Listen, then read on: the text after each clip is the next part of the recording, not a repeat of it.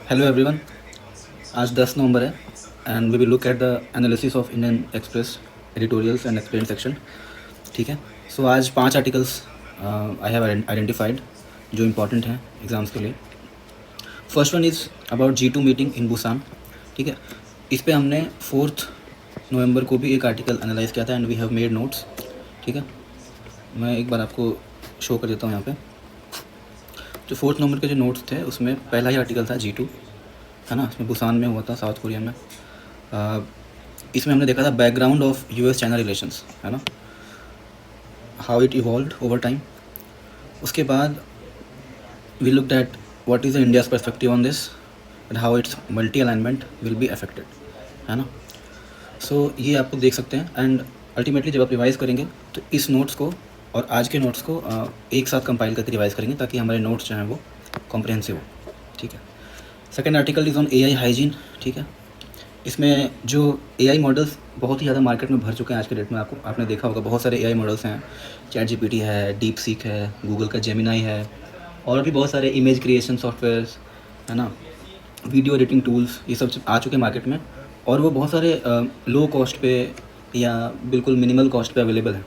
सो इसमें क्या क्या रिस्क्स हैं और ग्लोबल क्या क्या ट्रेंड है इसमें, ये हम लोग देखेंगे।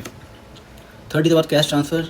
ठीक है। कैश ट्रांसफ़र, इसको आप, इसमें क्या बेनिफिट्स हैं। ठीक है। सो कैश ट्रांसफ़र नॉर्मली हम लोग उसको फ्रीबीज बोलते हैं। ठीक है। बट ये सब सारे ही नेगेटिव नहीं होते हैं, इनके कुछ बेनिफिट्स भी होते हैं। तो ये आर्टिकल मोस्टली इस पे फोकस्ड है, बट हम लोग कुछ कंसर्न्स भी देखेंगे इसके कि इससे कितना बेनिफिट होता है और क्या क्या रिस्क हैं इसमें। फिर एक आर्टिकल था, ये बहुत ही अच्छा आर्टिकल था। It was about the Bihar future economic revival. तो बिहार आपको पता है कि इकोनॉमिकली इंडिया का one of the poorest states में आता है। इनफैक्ट अगर पर कैपिटा इनकम देखोगे तो it is the lowest per capita income state of India. ठीक है। तो इसको कैसे रिवाइव किया जाए, क्या हम लोग फ्यूचर में कर सकते हैं, इसके ऊपर एक आर्टिकल, इट्स वेरी नाइस। और last one is about indoor air pollution, है ना। तो आपने सुना होगा AQI, दिल्ली की AQI बहुत ख़राब हो गई है, एयर क्वालिटी इंडेक्स। तो it mostly focuses on outdoor air pollution, है ना। बट हमारे घरों के अंदर भी एयर पोल्यूशन होता है जिसको इंडोर एयर पोल्यूशन कहते हैं। तो इसके बारे में हम एक आर्टिकल देखेंगे। ठीक है। सो मूविंग फॉरवर्ड, आज का पहला आर्टिकल है about G2 meeting. So this article has been written by Nirupama Rao. So she is a former foreign secretary, देख रहे हो। तो इन्होंने अभी सिविल सर्विसेज एग्ज़ाम क्रैक किया हुआ है और she was in the IFS and she has been very successful diplomat in her career. So इनका जो आर्टिकल है ये काफ़ी आई वुड से इन्फॉर्मेटिव है और बहुत सारे पॉइंट्स इसमें थे। ठीक है। So let's delve into the article. So पहली बात तो ये जो मीटिंग हुई थी बुसान में बिटवीन ट्रम्प एंड जिनपिंग, ये it was at the APEC summit. APEC summit हो रहा था, वहाँ पे ये मीटिंग हुई थी। APEC क्या होता है? It's called Asia Pacific economic cooperation. ठीक है। Asia Pacific economic cooperation. तो ये क्या है? It was founded in 1989। एक ग्रुपिंग है 21 इकोनॉमीज़ का। ठीक है। अब यहाँ पे आप देखो, इकोनॉमीज़ कहते हैं ये लोग, कंट्रीज़ नहीं कहते, ताकि इसका फोकस जो है वो इकोनॉमी पे है, इस चीज़ को जस्टिफाई कर सकें। ठीक है। इसमें इंडिया मेंबर नहीं है क्योंकि इंडिया इस रीजन में, एशिया पैसिफिक रीजन में नहीं आता। एशिया पैसिफिक रीजन आपका ये जो मैप में आप देख रहे हो यहाँ पे, this is the Pacific ocean और इसके जो बॉर्डरिंग कंट्रीज़ हैं दोनों साइड में, नॉर्थ अमेरिका, साउथ अमेरिका इधर, और एशिया और ऑस्ट्रेलिया, और ये इसको हम लोग इंडोनेशियन आर्किपेलागो बोलते हैं, और पैसिफिक आइलैंड नेशंस जैसे पापुआ न्यू गिनी हो गया, तो ये सब आते हैं इसमें। तो बड़े नेशंस में आप देख लो, रशिया है, चाइना है, Canada, USA, Mexico, Peru, Chile, Australia, Papua New Guinea, Japan, है ना, Korea, Taiwan, Thailand and so on. 21 nations हैं टोटल, इसमें इंडिया नहीं है। ठीक है। तो इसी समिट के दौरान इनकी मीटिंग हुई थी और इस समिट का क्या आउटकम था इस साल का? पहले इन्होंने APEC AI इनिशिएटिव लॉन्च किया है। ठीक है। Asia Pacific economic corridor artificial intelligence initiative, जो 2026 से लेकर 2030 तक को फोकस्ड है। तो इसमें इन्होंने कहा है कि क्या क्या हमें मेजर्स लेने हैं AI को और ज़्यादा डेमोक्रेटिक और ज़्यादा प्रॉफिटेबल बनाने के लिए। एक रोड मैप है अगले 5 सालों का। एक और आउटकम है इसका, framework for demographic changes. Demographic changes क्या होते हैं? जो पॉपुलेशन में चेंजेस हो रहे होते हैं, जो पैटर्न्स चेंज होते हुए दिखते हैं, उसको डेमोग्राफिक चेंजेस बोलते हैं।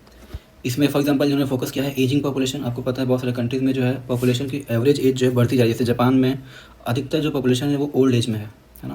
फिर रैपिड अर्बनाइजेशन हो रहा है सारे कंट्रीज़ में, बहुत सारे नए नए शहर आ रहे हैं क्योंकि पॉपुलेशन बढ़ रहा है, इंडस्ट्रियलाइजेशन बढ़ रहा है, तो अर्बनाइजेशन भी बढ़ रहा है, ठीक है। तो इसके ऊपर इन्होंने फोकस किया है। यहाँ पे इंपॉर्टेंट ये है कि एजिंग और अर्बनाइजेशन दोनों पे यूपीएससी ने क्वेश्चन पूछ रखे हैं मेंस एग्जाम में, ठीक है। तो ये पॉइंट्स, ऐसा क्वेश्चन जब भी आता है एजिंग पे या अर्बनाइजेशन पे, तो एक पॉइंट ड्रॉप किया जा सकता है कि भाई एपीएससी के समिट में framework for demographic changes identify किए गए थे। इट शोज़ कि जो डेमोग्राफिक ट्रांजिशन हो रहा है उस पर नेशंस जो हैं globally they are shifting their focus, ठीक है। So this was about APSC. Now इसके साइडलाइंस पे ये G2 मीट हुआ था, इसके बारे में देखते हैं थोड़ा, ठीक है। तो इसके क्या आउटकम्स थे, हमने पहले जो नोट्स देखे थे G2 के, उसमें हमने आउटकम डिस्कस नहीं किए थे, ठीक है। और मैंने कहा भी था कि आपको किसी फ्यूचर आर्टिकल में आउटकम्स भी आ ही जाएंगे, और वो आ गए। So will see at what are the outcomes. तो चाइना ने, ये बेसिकली चाइनीज़ परस्पेक्टिव से देखा जा रहा है कि चाइना ने अग्री किया है to ease controls on rare earth metals. तो जो रेयर अर्थ मेटल्स क्या होते हैं, they are important for semiconductor industry, ठीक है। इनको, ये क्रिटिकल मिनरल्स में भी आते हैं इंडिया में, है ना। They are very important for semiconductor, electric vehicles etcetera.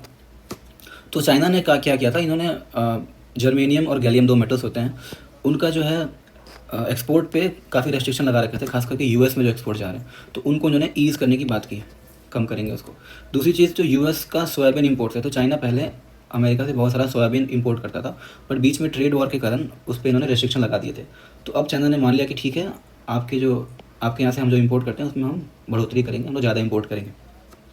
तीसरी चीज़, फेंटेनाइल कंट्रोल्स के ऊपर कोऑपरेशन करना। अभी रिसेंटली ट्रंप ने फेंटेनाइल के ऊपर काफ़ी सारे रेस्ट्रिक्शन लगाए हैं। फेंटेनाइल जो होता है बेसिकली एक ओपियोइड ड्रग है। ओपियोइड ड्रग का मतलब होता है जो अफीम के ओरिजिन का है, अफीम से बनता है, बट ये सिंथेटिक होता है, मतलब ये नेचुरल नहीं होता, इसको फैक्ट्रीज में बनाते हैं। तो इसका जो यूज़ है वो मेडिसिन इंडस्ट्री में होता है, लेकिन इसका बहुत सारा गलत यूज़ भी होता है फॉर नार्को ड्रग्स, है ना, नार्कोटिक्स। तो इसके ऊपर जो कंट्रोल्स है उसको टाइट करने में चाइना भी यूएस की हेल्प करेगा। And next is China will explore buying Alaskan oil. तो अमेरिका जो है अपने जो ऑयल है उसको बेचने की पूरी कोशिश कर रहा है, तो चाइना ने भी अग्री किया है कि ठीक है, अलास्कन ऑयल जो है हम लोग बाई करने की कोशिश करेंगे। आपको पता है अभी चाइना सबसे ज़्यादा तेल रशिया से इंपोर्ट करता है, यूएस चाहता है कि वो यूएस से करे। तो ये सारी चीज़ें चाइना ने अग्री की हैं, ठीक है। अब इसमें क्या हो रहा है, इस डील में हमारे जो ऑथर हैं निरुपमा राव जी, ये कहती हैं कि चाइना का एक अलग सा सॉफ्ट सा रूप देखने को मिला है। चाइना ने बहुत सारी चीज़ों पे बात ही नहीं की, और ना यूएस ने की। जो मेन पॉलिसी कंस्ट्रेंट्स हैं दोनों कंट्रीज़ के बीच में, उस पर कोई बात नहीं हुई है, बिल्कुल ओवरलुक कर दिए गए ये सारे कंसर्न्स। जैसे ताइवान इशू है, ताइवान एक आइलैंड है साउथ चाइना सी में, आपको पता होगा, जो एक अलग कंट्री मानते हैं बहुत सारे देश, बट चाइना कहता है कि नहीं, वो चाइना का ही पार्ट है, और यूएस जो है वो ताइवान को सपोर्ट करता है। तो यूएस और चाइना के बीच में बहुत टेंशन है इसको लेकर के, ताइवान को लेकर के, और पर इस पर कोई बात नहीं की गई। उसी तरह से साउथ चाइना सी में चाइना जो है बहुत सारे आइलैंड्स बना रहा है, जिस पे बहुत सारे नेशन जैसे फिलीपींस हैं और ब्रूनेई हैं, वियतनाम है, उनका जो है उस पर वो है एलिगेशन है कि ये इलीगल है क्योंकि वो उनके पार्ट है। इस पर डिस्प्यूट चल रहा है बहुत सारे आइलैंड्स पे, और चाइना काफ़ी अग्रेसिव अप्रोच दिखा रहा है वहाँ पे कुछ सालों से, बट इस पर भी कोई बात नहीं की गई है, ठीक है। Third is US chip restrictions. US ने अपने अमेरिकन चिप्स पे, जैसे एनवीडिया के कुछ चिप्स हैं जो बहुत ही हाई क्वालिटी चिप्स हैं सेमीकंडक्टर के लिए, एआई के लिए, सो इन चिप्स पे यूएस ने रेस्ट्रिक्शन लगा रखा है कि चाइना को नहीं एक्सपोर्ट करेंगे। तो इस पर भी चाइना ने बिल्कुल बात नहीं, चाइना चाहता तो बात कर सकता था कि भाई आप भी अपने चिप्स के रेस्ट्रिक्शन हटाओ, हमने इतने सारे रेस्ट्रिक्शन हटा दिए हैं, बट इस पर कोई बात नहीं हुई है। तो यहाँ पर दिख रहा है कि चाइना ने एक सॉफ्टवेयर स्टैंड लिया है। उसके बाद यूएस न्यूक्लियर टेस्टिंग, अभी हाल में डोनाल्ड ट्रंप ने अनाउंस किया था सोशल मीडिया पे कि यूएस जो है वो न्यूक्लियर टेस्टिंग को वापस से स्टार्ट करेगा। इस पर बहुत सालों से यूएस, रशिया, चाइना इन्होंने टेस्टिंग बंद कर रखी थी। कोई रिटन डील नहीं थी, बट एक अनरिटन अंडरस्टैंडिंग के तहत ही बंद कर रखी थी, बट यूएस ने अभी हाल ही में अनाउंस किया कि वो न्यूक्लियर टेस्टिंग फिर से स्टार्ट करेंगे। तो it has the potential to fuel arms race, ठीक है। अब यूएस ने बोला कि भाई हम टेस्टिंग करेंगे, तो चाइना भी करेगा, रशिया भी बोलेगा कि फिर हम क्यों पीछे रहें, इंडिया भी बोलेगा, पाकिस्तान भी बोलेगा, कोरिया भी बोलेगा। सो इसके ऊपर लेकिन कोई बात नहीं की। इन सारी चीज़ों को बिल्कुल अवॉइड किया गया है इन डिस्कशंस में। तो ऐसा क्यों हो रहा है, चाइना का ये जो साइलेंस है, ऐसा क्यों हो रहा है, चाइना क्यों चुप है? तो इसके कुछ रीज़न्स है कि चाइना जो है अभी अपने स्ट्रॉन्गेस्ट फेज़ में नहीं है। जैसे वहाँ पे इकोनॉमी जो है वो स्लो है, वहाँ पे प्रॉपर्टी स्लम्प चल रहा है प्रोलॉन्ग, मतलब वहाँ पे जो प्रॉपर्टी प्राइसेस हैं वो काफ़ी नीचे जा चुके हैं, और काफ़ी बिल्डर्स को, कंस्ट्रक्शंस को काफ़ी लॉसेस का सामना करना पड़ रहा है, वो पूरा मार्केट उसका डाउन चल रहा है, ठीक है। इसका चाइनीज़ इकोनॉमी की ग्रोथ पे इफेक्ट पड़ रहा है। दूसरी जो लोकल गवर्नमेंट है, जैसे हमारे यहाँ म्यूनिसिपैलिटीज़ होती हैं या म्यूनिसिपल कॉर्पोरेशंस होते हैं, तो उनका बहुत हाई डेट हो चुका है। तो आपको पता होगा कि बॉन्ड्स वगैरह, म्यूनिसिपल बॉन्ड्स वगैरह इशू होते हैं, जिससे ये जो लोकल गवर्नमेंट्स हैं वो पैसे रेज़ करते हैं ताकि वो अपने काम को फ़ंड कर सकें।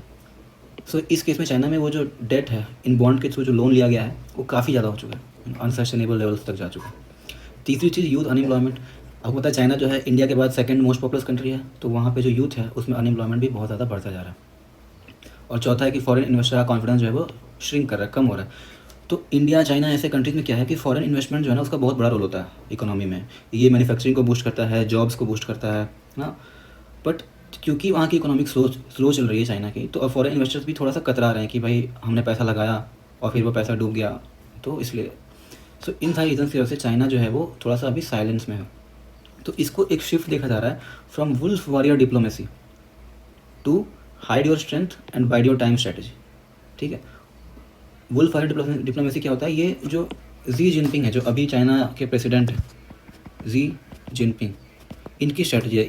ये कहता है कि अपना स्ट्रेंथ को बिल्कुल असर्ट करो दुनिया में, अपनी ताकत का यूज़ करो, लोगों को डरा धमका कर रखो, चाइना को बिल्कुल पावरफुल एक स्टैंड लेना है।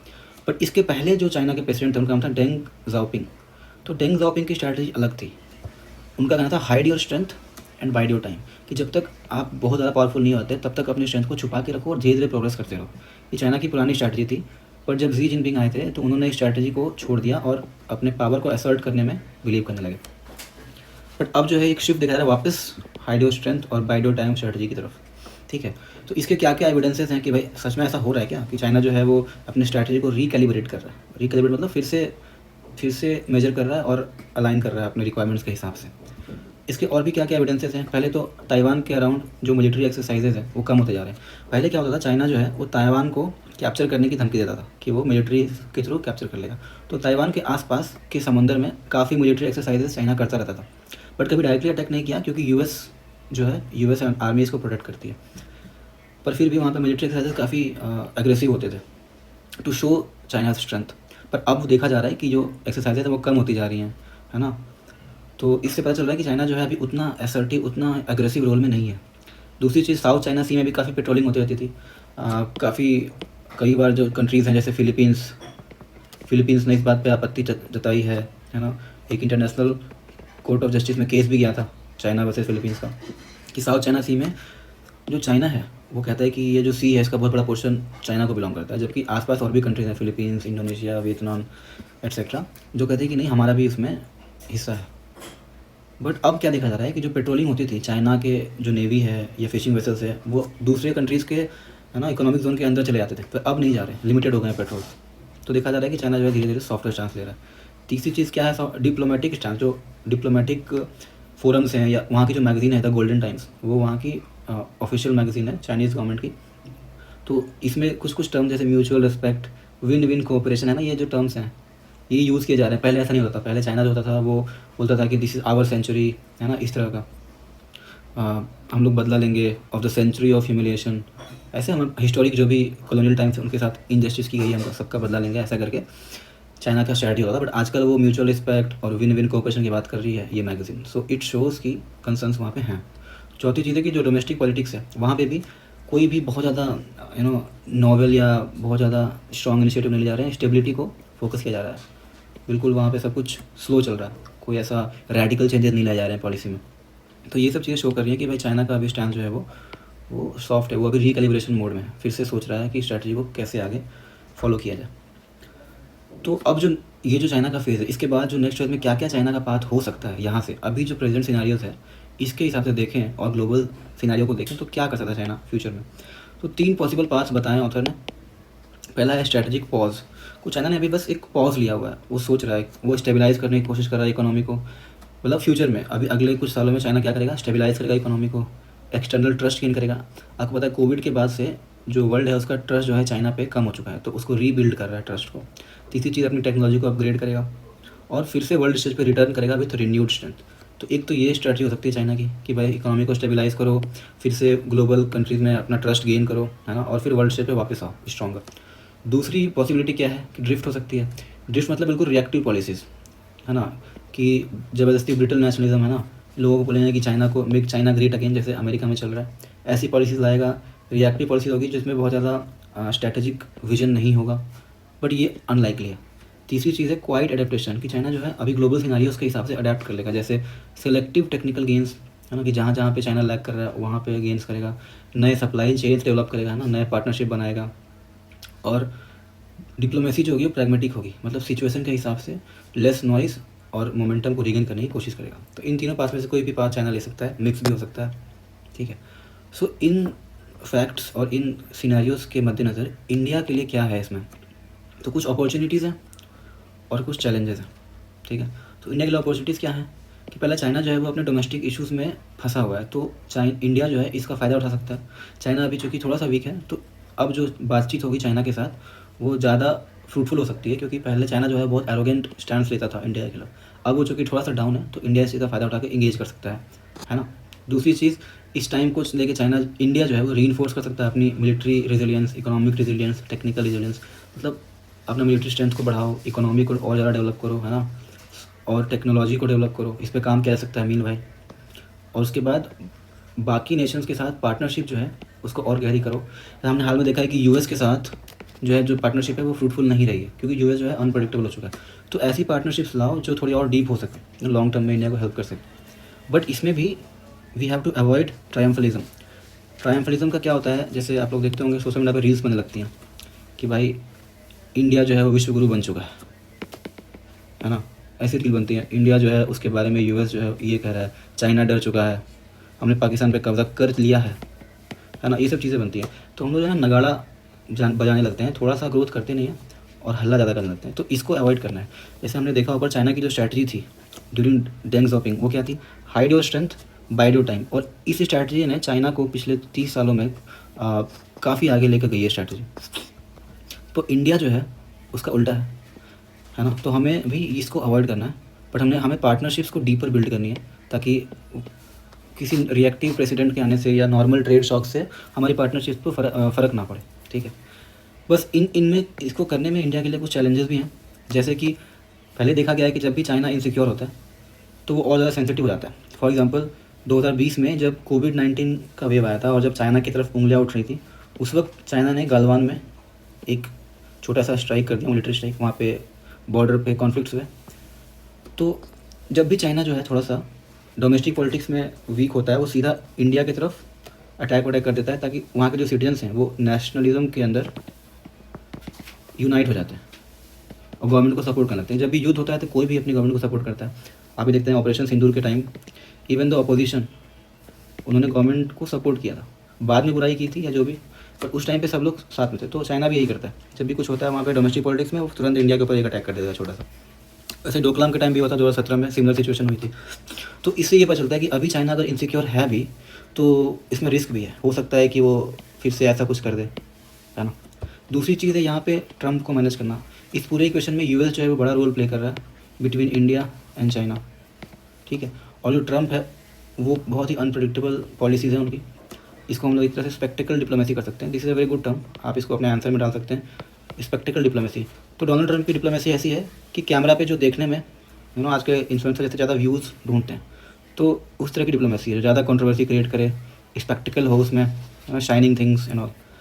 तो इसको मैनेज करना पड़ेगा। ये सब ये एक चैलेंज है इंडिया के लिए। तो आगे के लिए वे फॉरवर्ड क्या हो सकता है ऐसे कंडीशन में? सबसे पहले तो हमें कोऑपरेशन बिल्ड करना है सिर्फ वहीं, only where it serves long term interest. जो हमारे लॉन्ग टर्म इंटरेस्ट है सिर्फ वहीं हमें कोऑपरेशन बिल्ड करनी है। तो लॉन्ग टर्म इंटरेस्ट क्या क्या हो सकते हैं? फॉर एग्जांपल डिफेंस को प्रोडक्शन, जैसे फ्रांस में जो रफाल डील हुई थी, Rafale deal, example Rafale deal, तो वहाँ पे ये था कि कुछ एयरक्राफ्ट हम इंपोर्ट करेंगे और कुछ एयरक्राफ्ट जो है इंडिया में ही हम लोग को प्रोड्यूस करेंगे, ठीक है। तो इंडिया की मैन्युफैक्चरिंग कैपेसिटी इससे बढ़ेगी, है ना, और हमारा इंडिजीनियस मैन्युफैक्चरिंग बढ़ेगा इससे। तो ये चीज़ें हम बाकी कंट्रीज़ के साथ भी कर सकते हैं, तो लॉन्ग टर्म में हमें फ़ायदा होगा। बाद में अगर हमारी मान लीजिए रिलेशनशिप बिगड़ भी जाते हैं किसी नेशन से, बट एक बार जो को प्रोडक्शन स्टार्ट हो जाएगा तो वो फिर रुकता नहीं है, तो उसका फ़ायदा मिलता रहेगा। दूसरी चीज़ supply chain resilience and critical minerals, है ना। तो हमारे मैन्युफैक्चरिंग में जो भी इनपुट्स हैं, अगर इंडिया मान लो सेमीकंडक्टर मिशन कर रहा है तो उसके लिए उसे क्रिटिकल मिनरल्स चाहिए, जैसे lithium, rare earth metals, gallium, ये सब चीज़ें।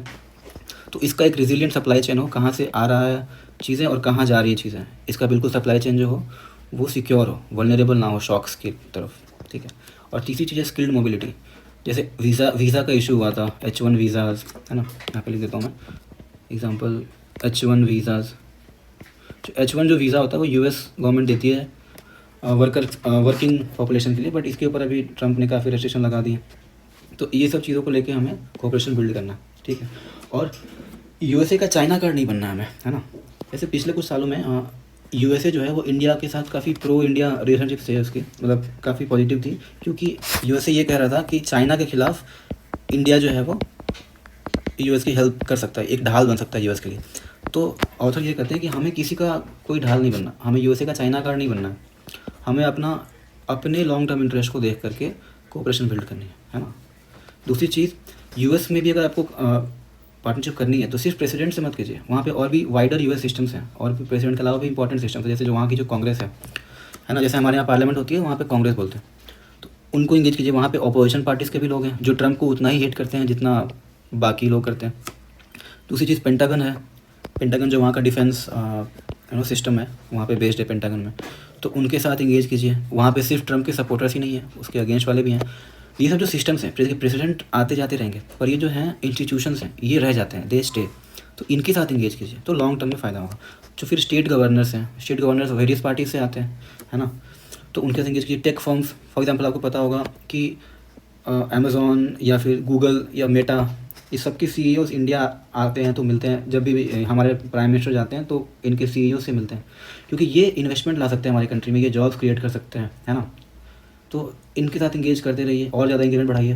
फिर वहाँ के जो थिंक टैंक्स हैं, बहुत सारे रिसर्च होते हैं, सर्वेज होते हैं, तो अगर उनका ओपिनियन इंडिया के लिए अच्छा रहेगा तो ये बेनिफिट करेगा इंडिया को, तो ज़्यादा हमें इन्वेस्टमेंट आएगी, क्योंकि ये जो है इनके रिपोर्ट्स पे बेस्ड बहुत सारे डिसीजंस लेते हैं गवर्नमेंट्स भी और टेक फर्म्स भी, ठीक है। तो हमें पूरे वाइडर सिस्टम से इंगेज करना है, ना कि सिर्फ वाइट हाउस से। और set boundaries early and privately, और किसी चीज़ से अगर हमें प्रॉब्लम है, फॉर एग्जांपल टैरिफ से प्रॉब्लम है ना, या किसी थर्ड कंट्री को इन्वॉल्व करने से प्रॉब्लम है, तो अपने बाउंड्रीज क्लियरली और अर्ली ही सेट कर लीजिए, है ना। ये नहीं कि स्टार्टिंग में कोऑपरेशन बिल्ड करने के लिए हम कुछ ऐसे कमिटमेंट्स कर दें जो हम बाद में निभा ना सकें, ठीक है। So the boundary should be set early. So ultimately we have to reinforce guardrails, reduce flashpoints and prepare for a China that appears when the quiet ends, है ना। तो अभी जो चाइना थोड़ा सा साइलेंट है, ये कुछ दिन बाद ये जो साइलेंस है वो खत्म होगा, तो तब जब चाइना अपीयर होगा वो ज़्यादा स्ट्रॉन्ग होगा और ज़्यादा अग्रेसिव होगा। तो हमें मीनवाइल अपने जो है सिक्योरिटी इंप्रूव करनी है, टेंशन्स कम करने हैं और ख़ुद को मजबूत बनाना है, ताकि कल को जब चाइना वापस आए अपने स्ट्रॉन्ग फॉर्म में तो we are strong enough to deal with that, ठीक है। सो ये एक इंपॉर्टेंट आर्टिकल था, काफ़ी पॉइंट्स हैं इसमें जो आप US इंडिया क्वेश्चन ऐसे आते हैं, इंडिया US पे क्वेश्चन आ सकते हैं, इंडिया चाइना पे क्वेश्चन आ सकते हैं, है ना, या फिर सिंपल G2 पे क्वेश्चन आ सकते हैं। तो ये सारे पॉइंट्स तीनों में हमें हेल्प करेंगे, ठीक है। So that was it. Going to the next article, it was about AI hygiene, ठीक है।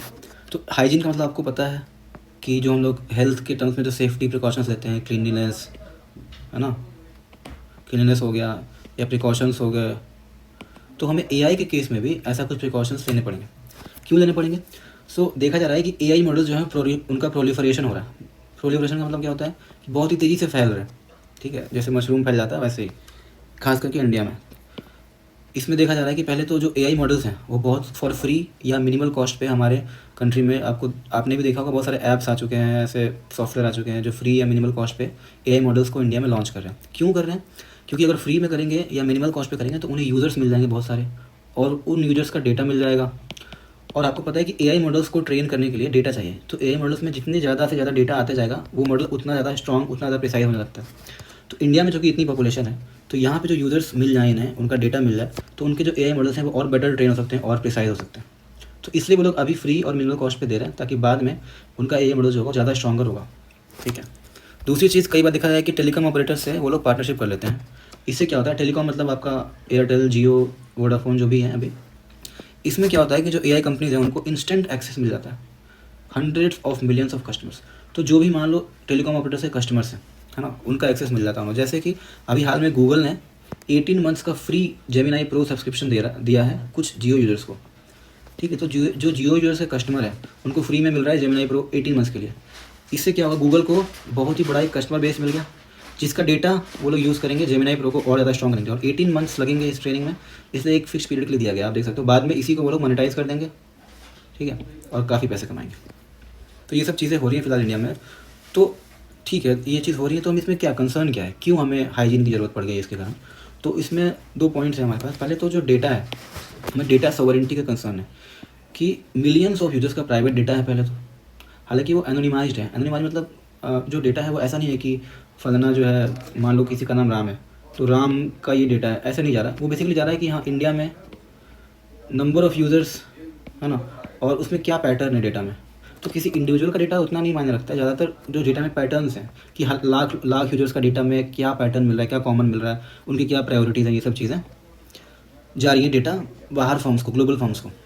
तो इसमें डेटा सॉवरेनिटी का कंसर्न है कि भाई हमारे कस्टमर्स का डेटा है, ठीक है, इंडिया का डेटा है, तो वो यूएस कंपनीज़ को फ़ायदा हो रहा है उससे, है ना। तो वो उसका कोई भी हिस्सा इंडिया में आ नहीं रहा। अगर मान लो किसी इंडियन कंपनी के पास ही डेटा जाएगा तो वो कंपनी इंडिया में फिर जॉब्स क्रिएट करेगी, है ना, इंडिया में टैक्स भरेगी, तो इंडियन अल्टीमेटली इंडियन पॉपुलेशन को इसका फ़ायदा मिलेगा, बट यहाँ पे वो नहीं हो रहा है।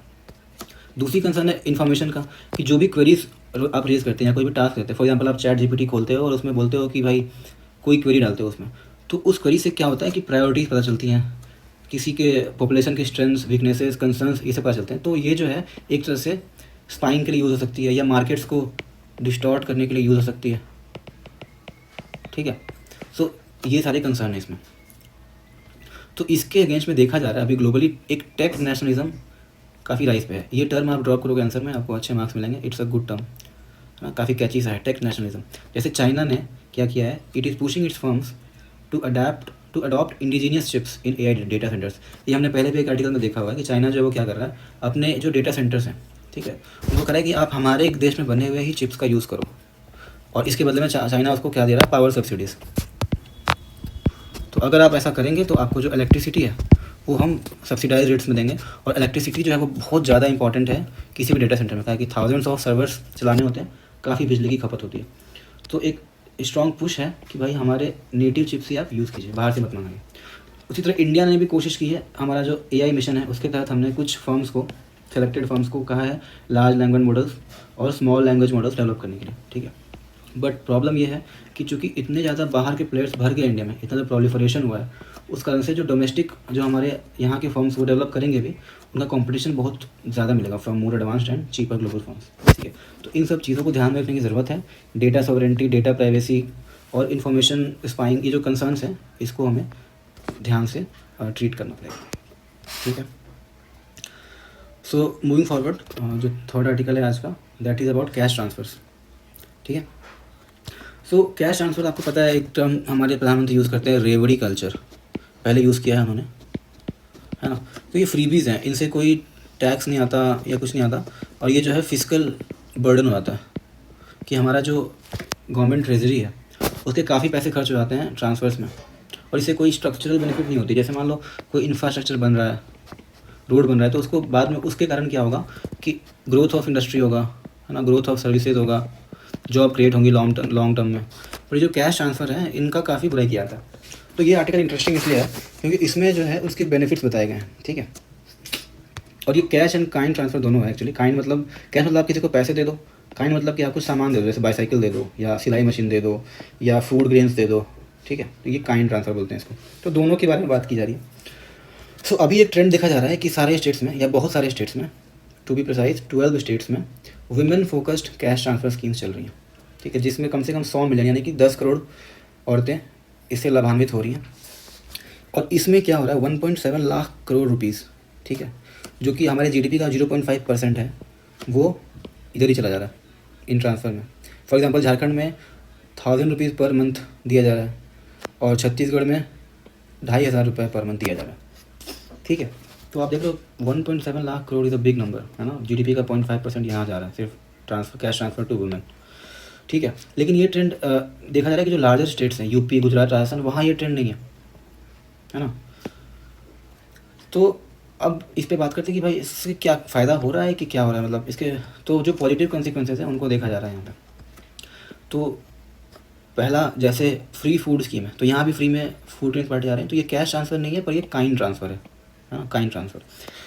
तो नेशनल फूड सिक्योरिटी एक्ट है, NFSA, आपको पता होगा, इसके तहत फ्री फूड ग्रेन्स बांटे जाते हैं। तो देखा गया है कि इसके कारण क्या हो रहा है कि बहुत सारी फैमिलीज़ जो हैं वो पॉवर्टी से बाहर आई हैं, ठीक है।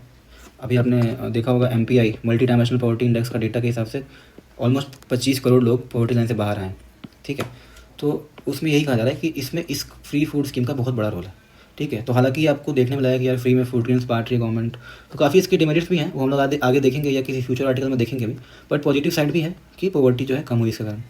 दूसरी चीज़, जो फार्मर्स को हम लोग सब्सिडीज़ देते हैं, जैसे फर्टिलाइज़र सब्सिडी हो गया, आपको पता है यूरिया पे बहुत ज़्यादा सब्सिडी दी जाती है, वैसे सीड सब्सिडी हो गया बीज पे, फिर कई बार उनके कर्ज माफ़ कर दिए जाते हैं, अधिकतर ये इलेक्शन के टाइम होता है। फिर कैश ट्रांसफ़र हो रहा है, जैसे PM किसान में आपको पता होगा 1 साल में 6,000 रुपये हर फैमिली को दी जा रही है, किसान फैमिली को, ठीक है। तो अब ऑफकोर्स इसके कारण क्या हो रहा है कि हमारे ऊपर फिजिकल बर्डन आ रहा है, हमारा जो गवर्नमेंट ट्रेजरी है उसके काफ़ी पैसे जा रहे हैं इसमें। लेकिन इसका कुछ पॉजिटिव भी है कि फार्मर्स में पॉवर्टी जो है घटी है और एग्रीकल्चरल ग्रोथ बढ़ा, क्योंकि अब फर्टिलाइजर ज़्यादा यूज़ होगा, सीड ज़्यादा यूज़ होंगे, तो ऑब्वियसली आउटपुट बढ़ेगा, ठीक है। तो इसका बेनिफिट्स हो रहा है। तीसरी चीज़, वुमेन एम्पावरमेंट हो रहा है कि अगर औरतों को डायरेक्टली कैश मिल जाएगा तो उनका अपने पति पे या अपने मेल फैमिली मेम्बर्स पे कम डिपेंडेंस होगी, ठीक है। तो ये इंपॉर्टेंट चीज़ है। चौथी चीज़ देखी गई है कि जब पैसे वुमेन के पास होते हैं, ठीक है, तो पैसे जो है ज़्यादा मीनिंगफुली खर्च होते हैं, ठीक है। तो आपको ये लगता होगा कि ये एक जेंडर स्टीरियोटाइप हमने बना दिया यहाँ पे, पर ऐसा नहीं है, ये फैक्ट से बैक्ड है। अभी देखा गया है कि जहाँ पे भी औरतें ज़्यादा कमाती हैं वहाँ पे चाइल्ड हेल्थ इंडिकेटर्स अच्छे होते हैं। This is a observe fact, इस सर्वे में देखा गया है। तो यहाँ पे कोई जेंडर को स्टीरियोटाइप नहीं किया जा रहा है, और ऐसा ऑब्जर्व किया गया है कि जहाँ पे औरतों के पास पैसे होते हैं वहाँ पे मनी जो है वो चाइल्ड हेल्थ में ज़्यादा अच्छे से खर्च होता है। वहाँ पे चाइल्ड हेल्थ और वाटर, ड्रिंकिंग वाटर, ये सब कंसर्न पे खर्च ज़्यादा होता है, वहाँ पे इंप्रूवमेंट देखी जाती है। फिर avenues of mobility and employment, तो इन ट्रांसफ़र के थ्रू क्या होता है, जैसे बिहार में बाईसाइकिल दिया जा रहा था, फिर यूपी में लैपटॉप दिया जा रहा था, ऐसे ही सिलाई मशीन कहीं दी जा रही है। तो क्या हो रहा है इससे कि एम्प्लॉयमेंट अपॉर्चुनिटीज़ बढ़ रही हैं, उसके कारण जो मोबिलिटी बढ़ रही है ना, सोशल हायरार्की में औरतें या जो भी गरीब सेक्शन है वो राइज़ कर रहे हैं। इसका एक और एग्जांपल आप देख सकते हैं, फ्री बस राइड्स। फ्री बस राइड्स अभी पिछले इलेक्शन में कर्नाटका में ये देखा गया था, दिल्ली में भी देखा गया था, फ्री बस राइड्स। तो इससे कारण क्या हो रहा है कि वुमेन को कहीं भी मान लो काम करने के लिए जाना है, ठीक है, और उनकी इनकम जो है वो काफ़ी कम है, तो एक उनके लिए बहुत बड़ा ये साई ऑफ रिलीफ देता है फ्री बस राइड्स। तो वुमेन की मोबिलिटी बढ़ रही है, एम्प्लॉयमेंट बढ़ रहा है। तो these are some positives of cash and crime transfers, ठीक है। पर कंसर्न्स क्या है कि जो फिजिकल प्रूडेंस है, यानी हमारा जो फिजिकल डिसिप्लिन है कि खर्च कैसे करना है, बजटरी डिसिप्लिन है, कितना बजट है उसके हिसाब से खर्च होगा, उस पर थ्रेट आ रहा है। अब एक FRBM एक्ट है, ठीक है, physical responsibility and budget management act, ये आई थिंक 2002 का है। तो इसके तहत ऐसा कहा गया है कि जो रेवेन्यू डिफिसिट है या फिजिकल डिफिसिट है, ठीक है, इसको कम करना चाहिए, है ना। लेकिन इन खर्चों के कारण क्या हो रहा है, इसमें प्रॉब्लम हो रही है। दूसरी चीज़, स्पेंडिंग ऑन कैपिटल एक्सपेंडिचर कम हो रहा है। कैपिटल एक्सपेंडिचर मतलब इंफ्रास्ट्रक्चर पे, है ना, स्ट्रक्चरल चीज़ों पे खर्च कम हो रहा है। तो गवर्नमेंट अगर सारी चीज़ें बांट देगी, सारे पैसे बांट देगी इसी तरह से कैश और काइंड ट्रांसफ़र में, तो स्ट्रक्चरल ग्रोथ, जैसे रोड्स बनाने हैं, स्कूल्स बनाने हैं, ये सब चीज़ों पे खर्च कम होगा। और इसमें देखा है कि ये जो एक्सपेंडिचर है ना, ये लॉन्ग टर्म में जॉब्स क्रिएट करता है, ठीक है, जॉब्स क्रिएट करता है, इकोनॉमी को आगे लेके जाता है, तो ये ज़्यादा इंपॉर्टेंट है, ठीक है। तो ये कंसर्न है कि भाई जब पैसे ज़्यादा इधर खर्च होंगे तो यहाँ पे खर्च कम हो जाएगा, तो लॉन्ग टर्म में क्या होगा, हम लोग को फ़ायदा नहीं मिलेगा। एक और इसके अगेंस्ट पॉइंट है कि इंक्रीजेस डिपेंडेंस, ठीक है, तो लोग जो हैं वो गवर्नमेंट के ऊपर डिपेंडेंट हो जाते हैं, ठीक है। सो इसके लिए क्या होगा, तो rather try to empower people, है ना। तो डिपेंडेंसी बढ़ाने के बजाय हम लोगों को एम्पावर करने का, तो ताकि उनको ज़रूरत ही ना पड़े ना इन सब चीज़ों की, ठीक है। लोग ऐसे कम बचें जिनको इन चीज़ों की ज़रूरत पड़े, तो वो एक्चुअल डेवलपमेंट कहलाएगा, है ना। सो this was a small article cash transfer के बारे में, और हमने आई थिंक मीनिंगफुली देख लिया है इसको, ठीक है। So moving on to the next article, it is about Bihar's future economic revival, ठीक है। तो आपको पता है बिहार जो है अभी वहाँ इलेक्शन चल रहे हैं, तो उसके ऊपर हमें काफ़ी आर्टिकल देखने को मिल भी रहे हैं, और ये आर्टिकल मुझे खास करके बहुत ही अच्छा लगा। इसमें जो डेटा था और इसमें जो लॉन्ग टर्म सजेशन दिए गए हैं कि कैसे इसको रिवाइव किया जाए, दे आर वेरी इंटरेस्टिंग। सो अगर आप बिहार से हैं या आप BPSC की तैयारी कर रहे हैं, तब तो आपके लिए और भी ज़्यादा इंपॉर्टेंट हो जाता है। बट इन जनरल भी किसी भी स्टेट के इकोनॉमिक ट्रैवल में हमें ये सोचना चाहिए कि वहाँ की लोकल स्ट्रेंथ्स क्या हैं, लोकल वीकनेसेस क्या हैं, है ना। तो ये चीज़ इस आर्टिकल से सीखने को मिलती है। तो पहले एक बैकग्राउंड देख लेते हैं कि जो डेटा है बिहार का, वहाँ पे ये क्यों हम कह रहे हैं कि बिहार जो है वो लैग कर रहा है इकोनॉमिक डेवलपमेंट में। पहले तो 1991 में बिहार का जो पर कैपिटा इनकम था, है ना, वो था lowest in the country, that was 2660, है ना, 2660 रुपये। उस वक्त नेशनल एवरेज होता था 6000 रुपये, 6100 रुपये। और बिहार का जो पर कैपिटा इनकम था वो नेशनल एवरेज का 43% था, ऑलमोस्ट हाफ से भी कम था। 2005-06 में क्या हुआ, अभी भी लोवेस्ट इन द कंट्री था, पर ये 8223 रुपये हो गया। पर इसी दौरान इंडिया का जो एवरेज था वो 26,000 हो गया। और अब जो बिहार है वो नेशन से मात्र 28% रह गया। तो देख रहे हो 91 के टाइम पे बिहार का जो पर कैपिटा इनकम था वो इंडिया से 43% था, हालांकि कम था, लोवेस्ट तब भी था, लोवेस्ट अब भी है, लोवेस्ट इनफैक्ट आज भी है 24%, भी it was lowest per capita income. पर उस टाइम पे 43% था नेशनल एवरेज का। 2005-06 में ये हो गया 28%, मतलब हाफ से सीधा 1/4 पे चला गया, और भी पीछे चला गया, है ना। फिर 2024-25 में ये हो गया 69,321, जबकि इंडिया का नेशनल एवरेज हो गया 2,05,000। अभी भी जो है लोवेस्ट पर कैपिटा इनकम है, पर वो जो है 34% है, यानी 1/3, 1/3। और कोइंसिडेंटली इस दौरान आप देख सकते हैं 1991 से 2005 तक लालू यादव जी की सरकार थी, और उनके बाद उनकी वाइफ श्रीमती राबड़ी देवी की सरकार थी, ठीक है। तो रफली हम लोग बोल सकते हैं, एग्जैक्टली नहीं, पर रफली ये उनकी गवर्नमेंट के टाइम पे ये हुआ था। हालांकि हम लोग को ये पॉलिटिकल एंगल से नहीं देखना चाहिए एग्जाम पर्पज के लिए, बट आपको इतना अवेयरनेस होना चाहिए कि इस टाइम पे गवर्नमेंट किसकी थी। सो आप देख रहे हो 43% थे, 28% तक चला गया था, ठीक है। हालांकि बिहार ग्रो किया था, पर कैपिटा इनकम देखिए टाइम के साथ साथ महंगाई बढ़ती है ना, तो ये तो बढ़ा ही है, पर जिस रेट से इंडिया ग्रो कर रहा था उस हिसाब से बिहार ग्रो नहीं किया, तो 43% से वो स्लिप करके 28% पे आ गया था।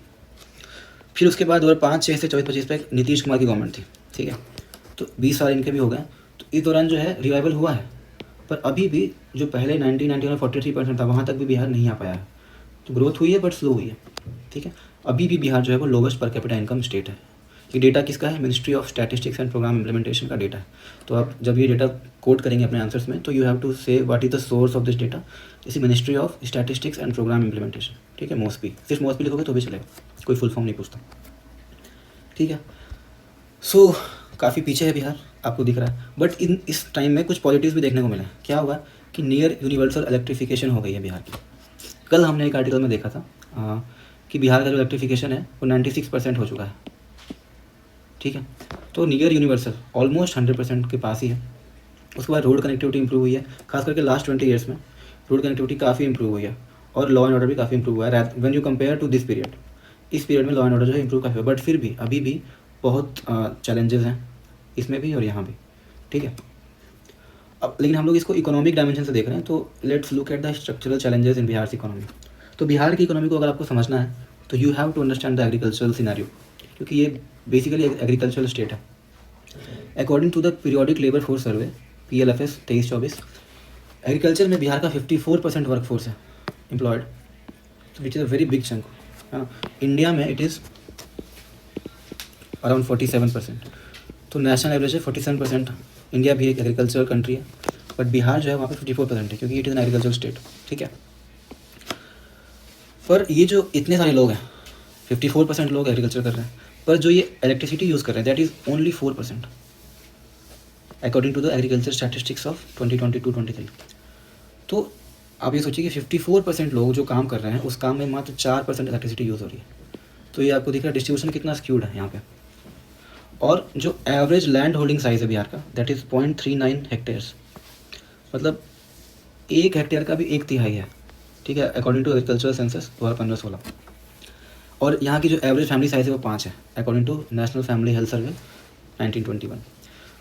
तो अब आप ऐसे सोचो कि एक फैमिली है कोई, उसमें 5 मेंबर हैं, लेकिन उसकी लैंड होल्डिंग साइज़ मात्र 0.39 हेक्टेयर्स, और ऐसे 54% जो लोग एग्रीकल्चर कर रहे हैं वह मात्र 4% इलेक्ट्रिसिटी यूज़ कर रहे हैं। तो although it is an agriculture state, but इसका एग्रीकल्चर जो है उसमें बहुत सारे स्ट्रक्चरल चैलेंजेस हैं, है ना। पावर डिस्ट्रीब्यूशन की कमी है, लैंड होल्डिंग साइज़ बहुत कम है, फैमिली साइज़ ज़्यादा है। दूसरी प्रॉब्लम है बिहार का जो पॉपुलेशन ग्रोथ रेट है दैट इज़ 1.43%, जो इंडिया का नेशनल एवरेज है वो 0.9% है, ठीक है। तो ये भी एक रीज़न है, जब देखो पॉपुलेशन बढ़ती है ना तो पर कैपिटा इनकम ऑटोमेटिकली घट जाती है, ठीक है, क्योंकि जब आप पर कैपिटा इनकम डिफाइन करते हो तो वो आप कहते हो इनकम डिवाइडेड बाय पॉपुलेशन, ठीक है। तो जब आप देखो इनकम ज़्यादा नहीं बढ़ रही, पॉपुलेशन बहुत तेज़ी से बढ़ रही है, तो जो पर कैपिटा ये रिजल्ट आएगा फाइनल वो तो कम ही होगा ना, उसमें ग्रोथ जो है कम दिखेगी आपको। तो इसीलिए ये रीजंस की वजह से वहाँ पे पर कैपिटा इनकम जो है वो ज़्यादा ग्रो नहीं कर पा रही है। बट फ्यूचर के लिए 3 पाथवेज या 3 पिलर्स बोल सकते हो आप बिहार के आइडेंटिफाई किए गए हैं जिसके थ्रू डेवलपमेंट लाई जा सकती है, ठीक है। सबसे पहला पिलर है टेक्सटाइल पार्क्स, ठीक है। तो आपको पता है कि टेक्सटाइल जो है वो सेकेंड लार्जेस्ट एम्प्लॉयर है आफ्टर एग्रीकल्चर, इंडिया में भी बिहार में भी। तो एग्रीकल्चर में सबसे ज़्यादा एम्प्लॉयमेंट है 54% और इंडिया में 47%। टेक्सटाइल में सेकेंड लार्जेस्ट है क्योंकि ये बहुत ही लेबर इंटेंसिव इंडस्ट्री है, हाई एम्प्लॉयमेंट। आपको मैंने पहले भी बताया था कि लेबर इंटेंसिव इंडस्ट्रीज़ पे यूपीएससी ने क्वेश्चन पूछे हैं पहले भी कि लेबर इंटेंसिव है। तो जब आप कहीं पर टेक्सटाइल का कारखाना खुलता है वहाँ पे बहुत ज़्यादा जॉब जनरेट होती है, कैपिटल उतना नहीं लगता, ये लो कैपिटल है पर हाई एम्प्लॉयमेंट है। तो ये बिहार का जो आउट माइग्रेशन है, पलायन हो रहा है ना। अभी इस इलेक्शन में जन स्वराज पार्टी ने इस मुद्दे को बहुत ज़्यादा उठाया, इतना उठा दिया कि बाकी पार्टी भी अब इस पर बात करने लगी हैं, पहले कोई नहीं करता था। सो इसका एक एंटीडोट हो सकता है आउट माइग्रेशन का, क्या, टेक्सटाइल पार्क्स, क्योंकि ये बहुत ही लेबर इंटेंसिव इंडस्ट्री है और बिहार में काफ़ी प्रॉमिस भी है, काफ़ी पोटेंशियल है इसको लेकर। एग्जाम्पल में एक पर्ल ग्लोबल नाम की कंपनी है, उसने एक फैक्ट्री इस्टेब्लिश की है बिहार में जो हंड्रेड्स ऑफ वुमेन को एम्प्लॉय करती है, उन्हें ट्रेनिंग देती है कि एक्सपोर्ट मार्केट के लिए कपड़े बनाए जाए। तो आप देख रहे हो कि बिहार से एक्सपोर्ट होंगे कपड़े, तो इनकम भी आएगी और एम्प्लॉयमेंट भी जनरेट हो रही है और वुमेन एम्प्लॉयमेंट भी हो रही है। तो एक तीर से 3-4 निशाने यहाँ पे हो जा रहे हैं। तो हमें और ज़्यादा ऐसी फैक्ट्रीज़ की ज़रूरत है, ठीक है। तो कैसे ऐसी और फैक्ट्रीज़ को कैसे हम अट्रैक्ट करें, तो गवर्नमेंट इंसेंटिव दे सकती है ना, जैसे कैपिटल सब्सिडीज़ दे दो कि जो भी बिहार में टेक्सटाइल पार्क इस्टेब्लिश करेगा उसको जो है गवर्नमेंट उसका कैपिटल में कुछ % जो है गवर्नमेंट सब्सिडी दे देगी, इलेक्ट्रिसिटी सस्ता दे देगी, ज़मीन सस्ती दे देगी, है ना। इस तरह के इंसेंटिव दे सकते हैं। दूसरी चीज़, पेंशन फंड्स में गवर्नमेंट कंट्रीब्यूशन दे सकती है, ठीक है। तो जो पेंशन फंड्स होते हैं उसमें क्या होता है कि कुछ % जो है वो सैलरी से जाती है, कुछ % जो है वो कंपनी देती है, ठीक है, अलग से।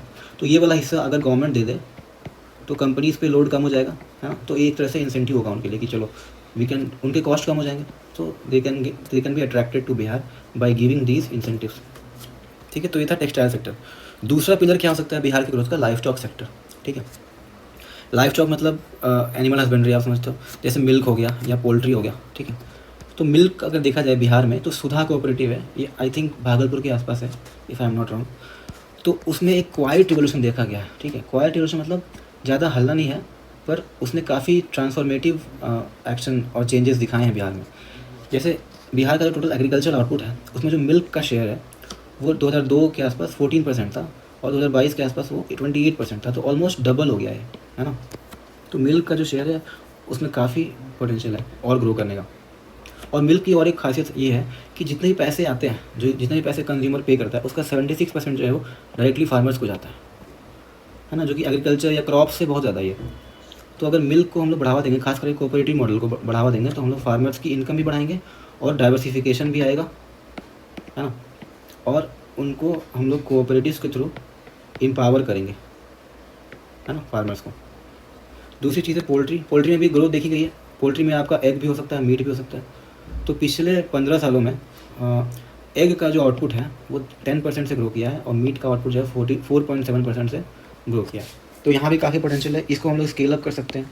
जैसे कुछ लार्ज प्लेयर्स हैं इस सेक्टर के पोल्ट्री में, जैसे वेंकटेश्वरा हैचरीज़ है, सुगुना हैचरीज़ है, जो साउथ में या महाराष्ट्र रीजन में काफ़ी प्रॉफिटेबल वेंचर चला रहे हैं लार्ज स्केल पे। तो इनको गवर्नमेंट अट्रैक्ट कर सकती है यहाँ पे, ठीक है। उसके बाद गवर्नमेंट बेटर ब्रीड्स ऑफ मुर्गों की ब्रीड वगैरह, पोल्ट्री की ब्रीड, बेटर ब्रीड्स आ सकती है, बेटर टेक्नोलॉजी आ सकती है ताकि डिजीज़ कम फैलें, ज़्यादा प्रोडक्टिविटी हो।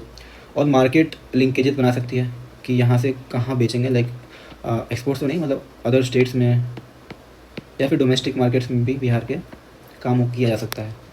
तो इस तरह से लाइफ स्टॉक सेक्टर, मिल्क और पोल्ट्री दोनों में काफ़ी पोटेंशियल है बिहार में।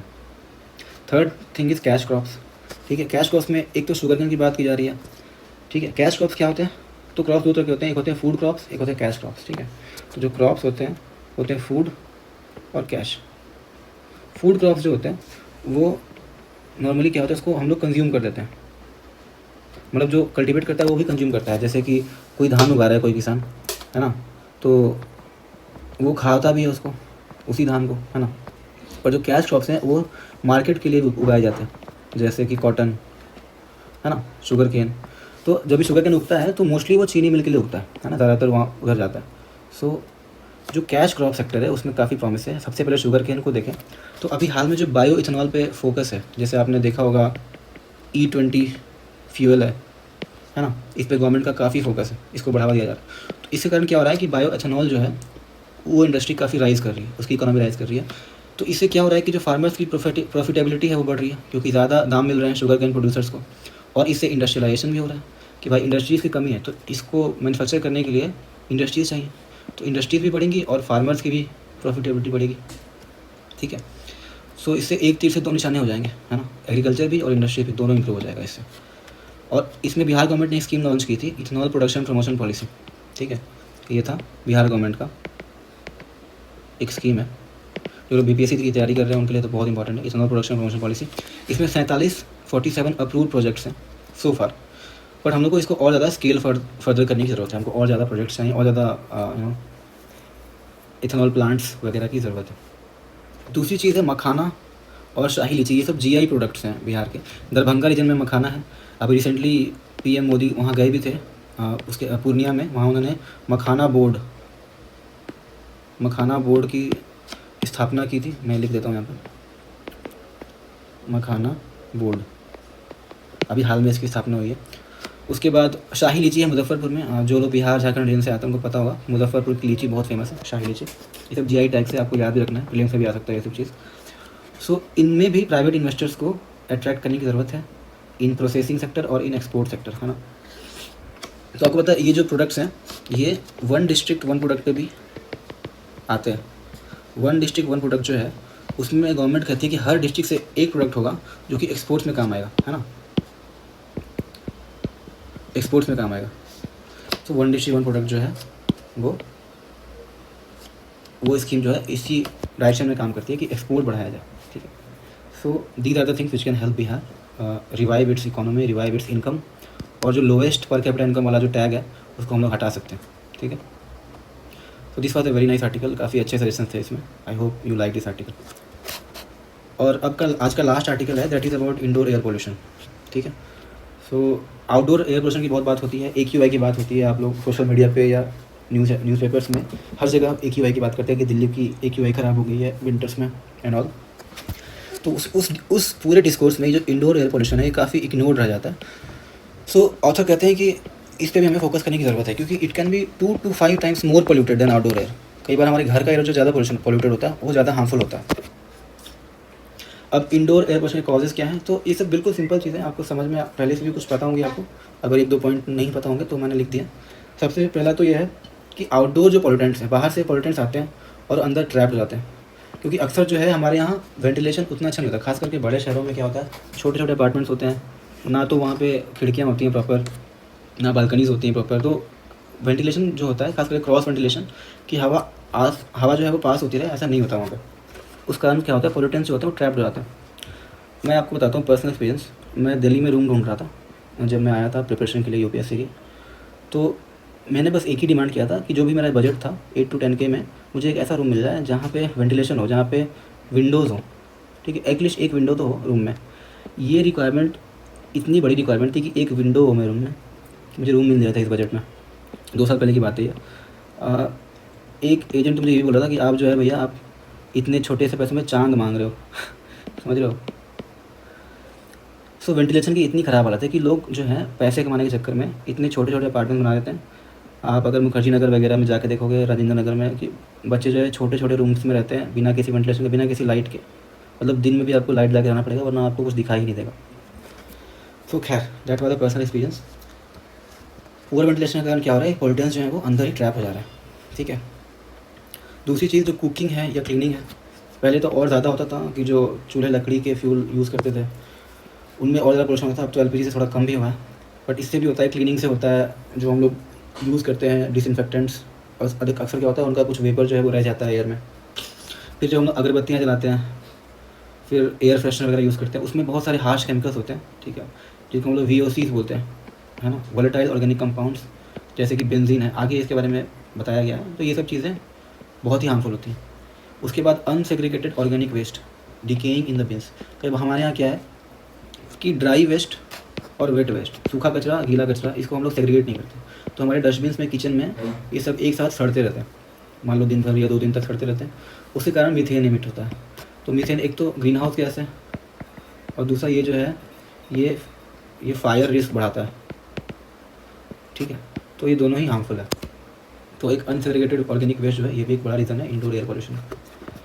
मोस्ट ऑफ द मतलब मेजर पॉल्यूटेंट्स क्या क्या हैं? पार्टिकुलेट मैटर है 2.5 और 10, ये तो आउटडोर में भी है। नॉर्मल वही पॉल्यूटेंट्स है जो आउटडोर में होते हैं। कार्बन मोनोऑक्साइड है, वोलेटाइल ऑर्गेनिक कंपाउंड्स, अभी जो मैंने बोला उसमें बेंजीन आता है, वो मोस्ट डेंजरस है। ये पेंट से, केमिकल से, एयर फ्रेशनर्स वगैरह से ये सब आते हैं घर में, ठीक है।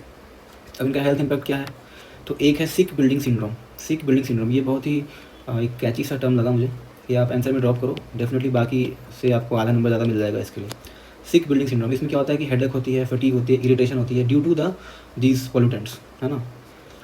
उसके बाद अस्थमा या bronchial allergy, chronic obstructive pulmonary disease COPD, ये सब लंग्स के डिजीज़ हैं। लंग्स में प्रॉब्लम हो जाती है बहुत तरह की। फिर इम्यूनिटी कम हो जाती है, ज़्यादातर बार बार लोग बीमार पड़ने लगते हैं। Cardiovascular diseases, heart disease, cancer, ये सब होता है इससे। और सबसे ज़्यादा वल्नरेबल कौन है? वुमेन और चिल्ड्रन, क्योंकि ज़्यादातर टाइम वुमेन और चिल्ड्रन घर पे बताते हैं, और वुमेन खासकर कुकिंग क्लीनिंग में ज़्यादा इन्वॉल्व रहती है, देखा गया। तो वो सबसे ज़्यादा वल्नरेबल है। तो अब इससे कैसे बचा जाए? How can we reduce? What are the remedies? तो पहले तो वेंटिलेशन इंप्रूव करो भाई, ताकि एयर पास हो सके, है ना। तो जो लो पॉल्यूटिंग आवर्स हैं उसमें आप विंडोज़ खोलिए, है ना। दूसरी चीज़, एग्जॉस्ट फैंस यूज़ कीजिए कुकिंग के टाइम पे, ताकि वहाँ पे धुआं एक्यूमुलेट ना हो। अगरबत्तियाँ कम जलाइए। सिंथेटिक केमिकल्स कम यूज़ कीजिए, लाइक एयर फ्रेशनर से जो होते हैं ना घर में जो लगाते हैं, उनको कम यूज़ कीजिए।